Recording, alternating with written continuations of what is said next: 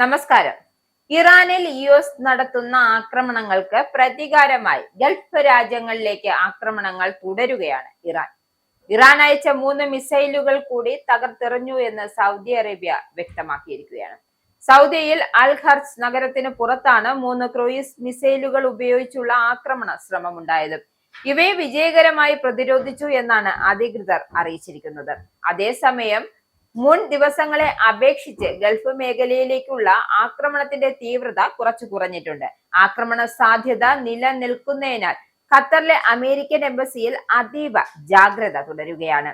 പശ്ചിമേഷ്യയിൽ സംഘർഷം പരിഗണിച്ച് കുവൈറ്റിൽ നിന്നുമുള്ള ഭക്ഷ്യ കയറ്റുമതി ഇപ്പോൾ നിരോധിച്ചിരിക്കുകയാണ്.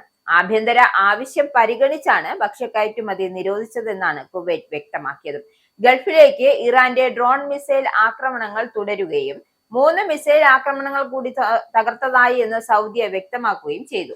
അതേസമയം രാജ്യത്തിന്റെ സുരക്ഷ കണക്കിലെടുത്ത് പ്രധാന മേഖലകളുടെയും സുരക്ഷാ കേന്ദ്രങ്ങളുടെയും ദൃശ്യങ്ങൾ പകർത്തുന്നതും പ്രചരിപ്പിക്കുന്നതും കുറ്റകരമാണ് എന്നാണ് UAE സ്റ്റേറ്റ് സെക്യൂരിറ്റി ഡിപ്പാർട്ട്മെന്റ് വ്യക്തമാക്കിയിരിക്കുന്നത്.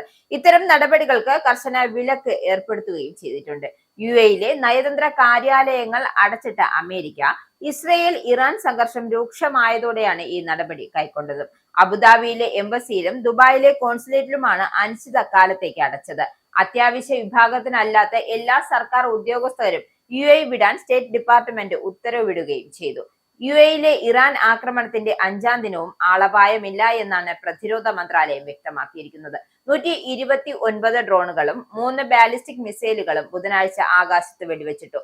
പരുക്കേറ്റവരുടെ എണ്ണം 78 എന്തായാലും ഹോർമുസ് കടലിടുക്കിന് സമീപം ചരക്ക് കപ്പലിന് നേരെ മിസൈൽ ആക്രമണം നടന്നതായി ഒമാൻ റോയൽ നേവി റിപ്പോർട്ട് ചെയ്യുന്നുണ്ട്. മാൾട്ടയുടെ പതാക വഹിക്കുന്ന ചരക്കു കപ്പലിൽ 2 മിസൈലുകൾ പതിച്ചതായാണ് പുറത്തുവരുന്ന റിപ്പോർട്ട്.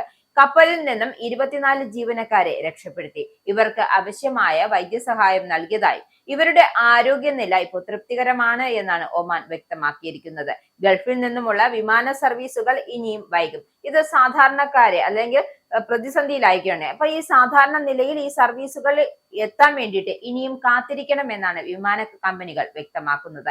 മാർച്ച് 6 വരെയുള്ള ഇത്തിഹാദ് വിമാന സർവീസുകൾ എന്തായാലും റദ്ദാക്കിയിട്ടുണ്ട്. എയർ അറേബ്യയുടെ മാർച്ച് 9 വരെയുള്ള സർവീസുകളും റദ്ദാക്കി. എയർ ഇന്ത്യയുടെ എക്സ്പ്രസ് സർവീസുകൾ പുനരാരംഭിക്കുവാൻ ഇനിയും വൈകുമെന്നാണ് റിപ്പോർട്ട്.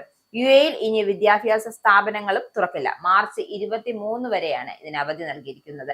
ഈ മാസം 9 സ്കൂളുകൾക്ക് വസന്തകാല അവധി തുടങ്ങുമെന്ന് അധികൃതർ വ്യക്തമാക്കിയിട്ടുണ്ട്. നിലവിലെ സാഹചര്യം കൂടി പരിഗണിച്ചാണ് മാർച്ച് 9 വരെ റിമോട്ട് ക്ലാസുകൾ മാത്രം നടത്താൻ തീരുമാനിച്ചിരിക്കുന്നത്. മാർച്ച് 9 മുതൽ 22 വരെയാണ് ഇത്.